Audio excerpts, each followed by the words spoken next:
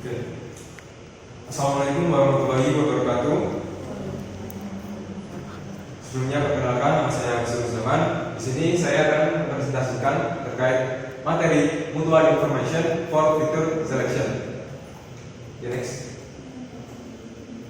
Apa sih feature selection itu?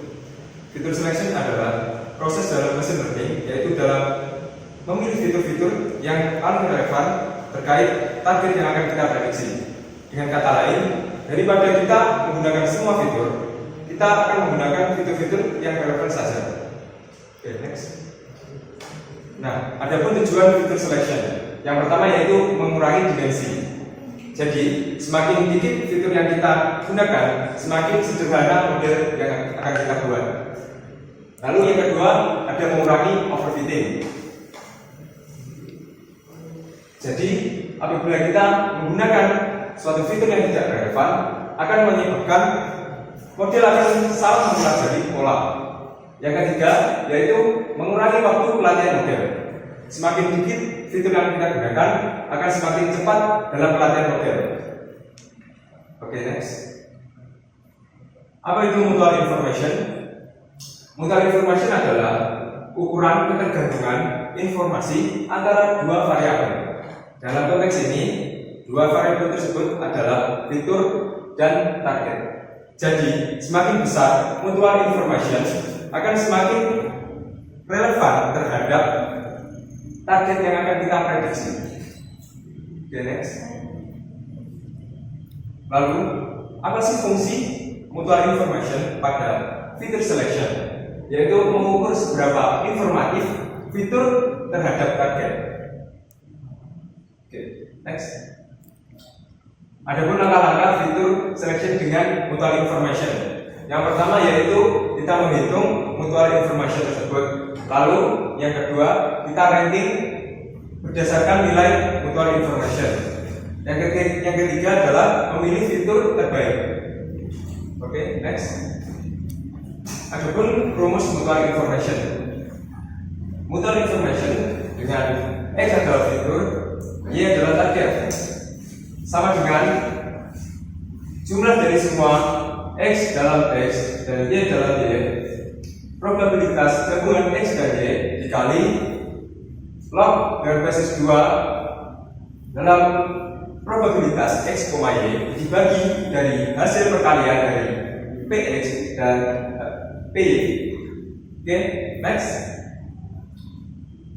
Adapun interpretasi nilai yaitu mutual information sama dengan 0, berarti variabel X dan Y yaitu independen. Untuk mutual information lebih dari 0, ada ketergantungan antara X dan Y. Jika mutual information tinggi, maka ketergantungan kuat. Jika mutual information rendah, maka ketergantungan lemah. Next. Di sini adalah contoh studi kasus dalam prediksi suatu harga rumah dengan fitur jumlah kamar. Bisa kita lihat di situ ada jumlah kamar 2 dengan harga rendah, jumlah kamar 3 dengan harga tinggi, jumlah kamar 2 harga rendah, jumlah kamar 4 harga tinggi, jumlah kamar 3 harga tinggi. Untuk langkah pertama yaitu hitung probabilitas margin. Dengan kamar 2 sama dengan 2/5 atau 0,4, probabilitas kamar 3 2/5 atau sama dengan 0,4, probabilitas kamar 4 sama dengan 0,2, dan untuk harga tinggi 0,6, untuk harga rendah 0,4. Next. Langkah kedua yaitu hitung probabilitas gabungan antara X dan Y alias kamar dengan harga. Untuk kamar sama dengan 2 dengan harga rendah, dia memiliki probabilitas 0,4.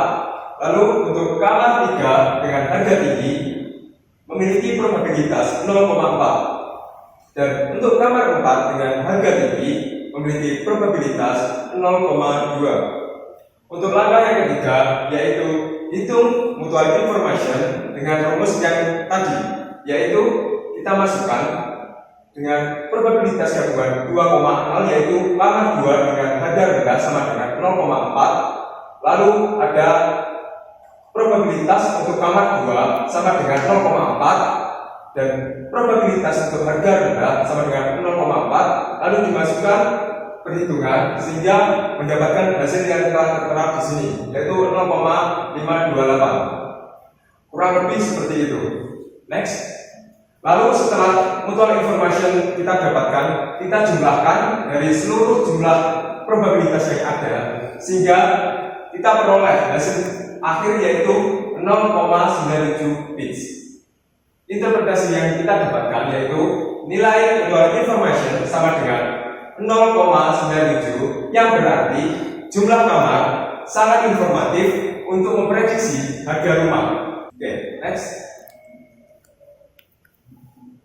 Kesimpulan, mutual information adalah metode seleksi fitur yang kuat karena mampu mengukur seberapa besar informasi yang dibagi antara fitur dan target. Nilai mutual information yang tinggi menunjukkan bahwa suatu fitur sangat informasi dan relevan dalam memprediksi target.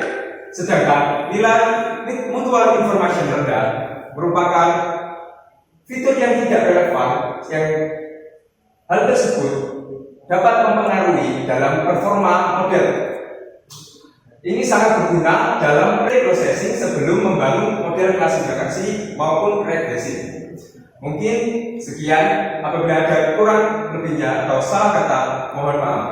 Sekian dari saya. Wassalamualaikum warahmatullahi wabarakatuh.